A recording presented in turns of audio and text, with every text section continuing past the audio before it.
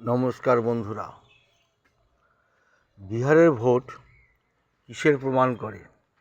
বিহারে আজকে যে নীতিশ কুমার আবার জয়ী হলেন এবং মোদি জয়ী হলেন, তাতে প্রমাণ হয় যে মিথ্যার জয় হলো, সত্যের জয় হলো না। কারণ গত 15 বছর ওনারা রাজ্যে কোনো উন্নয়নের কাজ করেছে বলে আমার মনে হয় না।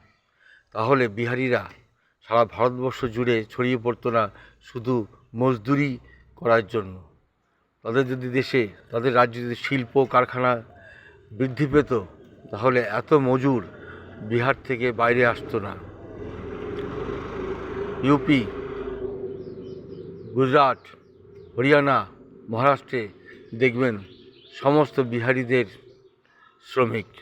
তাই বলবো যে বিহারিরা এবং বাঙালিরা কাপুরুষ জাতিতে পরিণত হয়েছে, তাই তারা প্রতিবাদে বা বিকল্প কিছু খুঁজে পাচ্ছে না।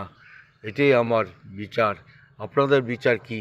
কমেন্টসে জানাবেন। নমস্কার।